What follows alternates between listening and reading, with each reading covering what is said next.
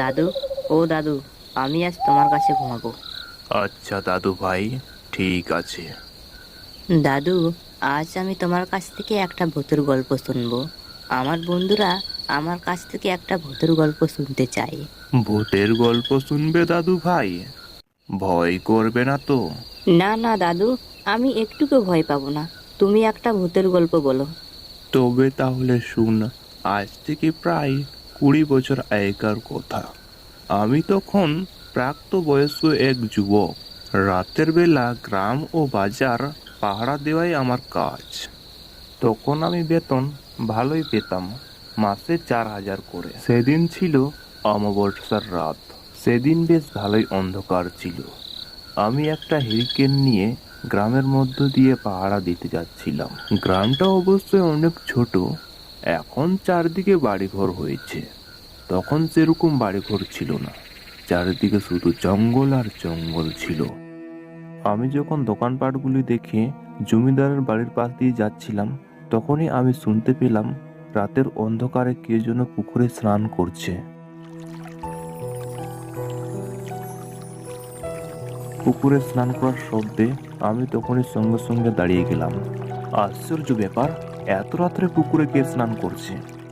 আমি তখনই সেই পুকুরের দিকে হাঁটতে লাগলাম। আমি সেই পুকুরের কাছে এসে দেখলাম একটি মহিলা পুকুরে স্নান করছে। আমি তখনই সেখানে দাঁড়িয়ে গেলাম। আমি চারিপাশটা ঘুরে দেখলাম, শুধু অন্ধকার আর জঙ্গল, কোথাও মানুষজন নেই। আর এই নির্জন জায়গায় একটি মহিলা পুকুরে স্নান করছে। আমি তাকে জিজ্ঞেস করলাম, কে আপনি? আর এত রাত্রে আপনি স্নান করছেন কেন? আমার কথা শুনে মহিলাটি কোনো কিছুই উত্তর দিল না। তাকে দেখে আমার মনের মধ্যে ভয় করতে শুরু করলো। তখনই সেই মহিলাটি পুকুর থেকে উঠে আসলো। আমি আবারও তাকে জিজ্ঞেস করলাম, কে আপনি? আর এত রাত্রে আপনি এই পুকুরে কি করছেন? আসলে আমি বিপদে পড়েছি। আমার স্বামীর শরীর ভীষণ অসুস্থ। টাকার অভাবে আমার স্বামীকে চিকিৎসাও করাতে পারিনি। আমাকে দয়া করে সাহায্য করুন। মেয়েটির কথা শুনে আমার ভীষণ মায়া হলো।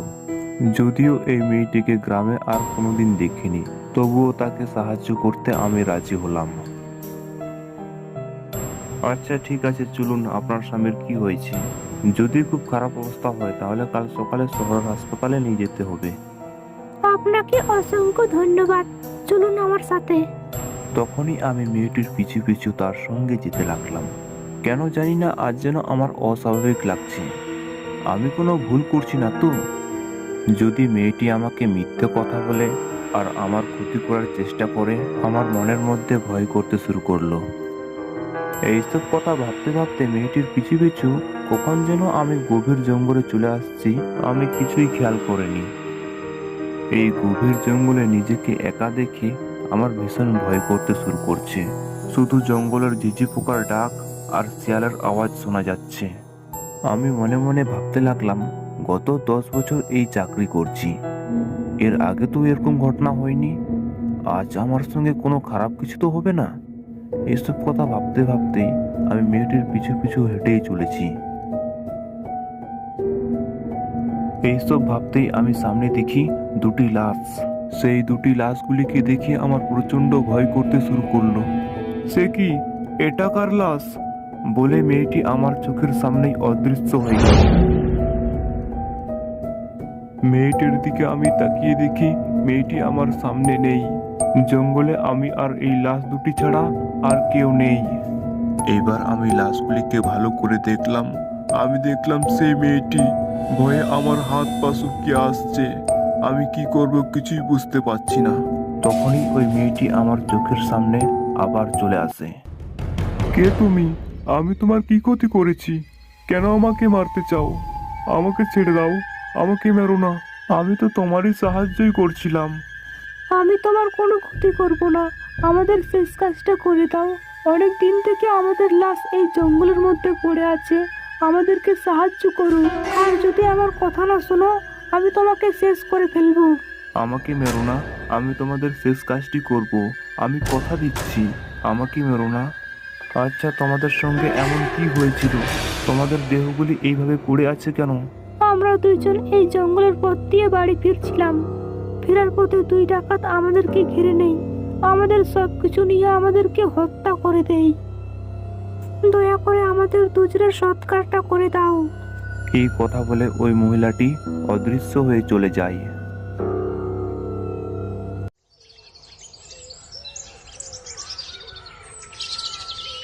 মেয়েটির কথা মতো আমি পরের দিন সকালে দুজনের লাশগুলিকে শেষ কাজ করে দিই। এরপর থেকে আমি পাহাড়দারের চাকরিটা ছেড়ে দিই। দাদু, তাহলে তুমি ভয় পেয়েছিলে?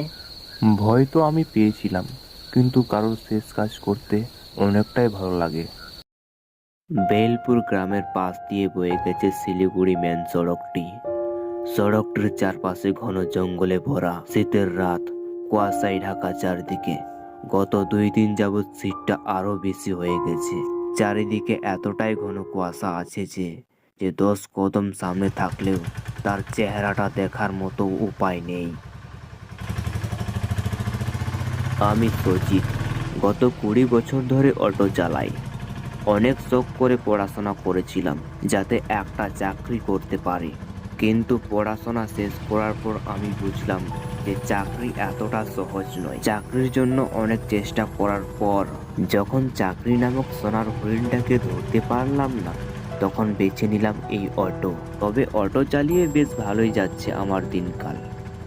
প্রথম প্রথম একটু সমস্যা হলেও এখন ভালোই চলে যাচ্ছে। এই রাস্তায় গত 2 মাস ধরে এসেছি।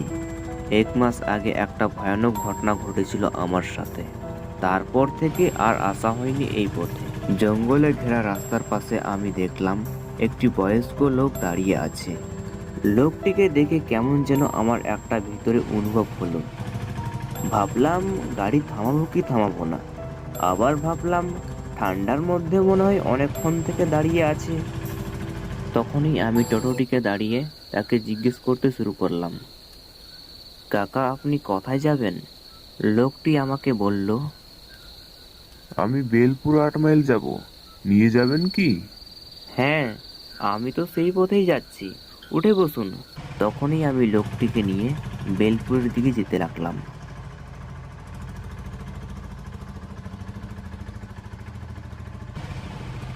আচ্ছা কাকা, এখন রাত প্রায় 10টা বাজে, তো এত রাত্রে জঙ্গলের পাশে কি করছিলেন আপনি? আমার কথা শুনে সে কোনো কিছু উত্তর দিল না। সে চুপচাপ বসে আছে। কিছুক্ষণ পর আমার চোখে পড়লো বেলপুর 8 মাইল আমরা চলে আসছি। বেলপুর 8 মাইল স্ট্যান্ডে এসে দেখি অনেক লোক দাঁড়িয়ে আছে ভিড় করে। আমি তখনই অটোটিকে দাঁড়িয়ে আমি নেমে পড়লাম। সামনে কি হয়েছে? এত লোক ভিড় করে দাঁড়িয়ে আছে কেন? সেই ভিড়টিকে দেখার জন্য মনে মনে আমার কৌতূহল জেগে উঠল। তখনই আমি লোকটিকে বললাম, কাকা, তুমি তাহলে একটু অটোতে বসো, আমি দেখে আসি সামনে কি হয়েছে। তখনই আমি সেই ভিড়ের দিকে যেতে লাগলাম। যখনই আমি এই ভিড়ের মধ্যে এসে দেখি একটি লোক রক্তাক্ত অবস্থায় শুয়ে আছে। তাদের মধ্যে একজনকে জিজ্ঞেস করলাম, দাদা, লোকটির কি হয়েছে যে এইভাবে রক্তাক্ত অবস্থায় শুয়ে আছে? লোকটির অনেকক্ষণে অ্যাক্সিডেন্ট হয়ে গেছে, সে মারা গেছে। ওই লোকটির লাশটিকে দেখে সেখানে আমি আর বেশিক্ষণ থাকতে পারলাম না। তখনই আমি অটোর দিকে যেতে লাগলাম। আমি অটোর কাছে এসে দেখি লোকটি অটোতে নেই। আশ্চর্য ব্যাপার, লোকটি তো আমার অটোতেই ছিল, তো গেল কোথায়? একটু পর আবারও দেখলাম সেই লোকগুলো আমার চোখের সামনে অদৃশ্য হয়ে গেল। এইসব দেখে মনের মধ্যে আমার ভীষণ ভয় করতে শুরু করলো। ফাঁকা নির্জন রাস্তায় আমি একা দাঁড়িয়ে আছি। তখনই আমি অটোতে উঠে সামনের দিকে যেতে লাগলাম। আমি অটো চালাতে চালাতে মনে মনে ভাবতে লাগলাম, আজ আমার সাথে কোনো বিপদ হবে না তো? এইসব কথা ভাবতে ভাবতে আমার চোখে পড়লো সেই লোকটি যে একটু আগে আমার অটোতে বসেছিল। সেই লোকটিকে দেখে আমি আবারও অটো থামালাম। কাকা, আপনি কোথায় গিয়েছিলেন? আপনাকে খুঁজে বেড়াচ্ছিলাম, কিন্তু আপনি অটোতে নেই। আপনি কোথায় গিয়েছিলেন? ও, আমার একটু পেটটা কেমন যেন করছিল, তাই তোমাকে না বলে সেখান থেকে চলে আসছি। তাই আমি লোকটিকে নিয়ে আবারও সামনের দিকে যেতে লাগলাম। আবারও কিছুক্ষণ পর আমার চোখে পড়লো বেলপুর 8 মাইল। আমি অবাক হয়ে গেলাম, বেলপুর তো আমি পিছনে ছেড়ে আসছি। তো আবারও বেলপুর 8 মাইলে চলে আসলাম কি করে? তখনই আমি দেখলাম বেলপুরে অনেক লোক দাঁড়িয়ে আছে। আমি তখনই ধীর গতিতে তাদের কাছে অটোটি থামালাম। অটো থামিয়ে অটো থেকে নেমে আমি তাদেরকে জিজ্ঞেস করতে শুরু করলাম, আপনারা এখানে কি করছেন এত রাত্রে? কোথায় যাবেন নাকি? হ্যাঁ, আমরা সবাই যাব বেলপুর 8 মাইলে, কিন্তু অনেকক্ষণ থেকে দাঁড়িয়ে আছি, কিন্তু কোনো গাড়ি আসে না। আপনি আমাদেরকে নিয়ে যাবেন বেলপুর 8 মাইলে? তাদের কথা শুনে আমি অবাক হয়ে গেলাম। আশ্চর্য ব্যাপার, বেলপুর 8 মাইলে দাঁড়িয়ে আছে, আবার বলছে বেলপুর 8 মাইলে যাবে। তখনই আমি রেগে গিয়ে বললাম, আপনার মাথা খারাপ হয়ে গেছে নাকি? আপনারা তো সবাই বেলপুরে দাঁড়িয়ে আছেন। তখনই আমি দেখলাম আমার পিছনে থাকা লোকটি এক ভয়ানক রাক্ষসে পরিণত হয়ে যায়। তারপর সেই লোকগুলো তারা সবাই ভয়ানক রাক্ষসে পরিণত হয়ে যায়।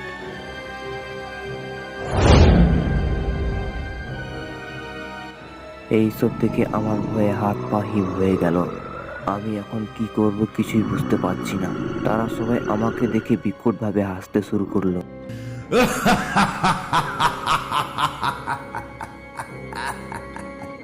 তাদের ভয়ানক রূপ দেখে আর আমি নিজেকে নিয়ন্ত্রণ করতে পারলাম না। চোখ আমার জড়িয়ে আসছে। তখনই আমি মাটিতে লটিয়ে পড়লাম।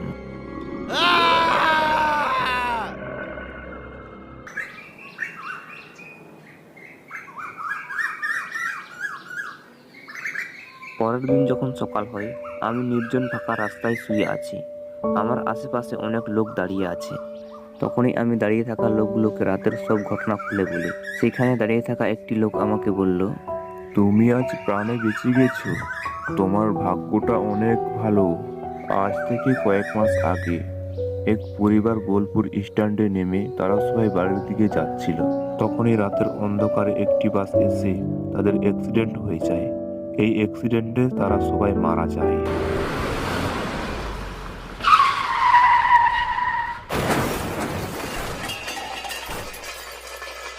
তারপর থেকে তাদের আত্মা এই বেলপুর 8 মাইলের রাতের অন্ধকারে দাঁড়িয়ে থাকে। যখনই কোনো মানুষ রাত্রেবেলা বেশি জোরে গাড়ি চালায়, তখনই সেই আত্মাগুলো জেগে উঠে। এইসব কথা শুনে আমি আর রাত্রেবেলা অটো চালাই না।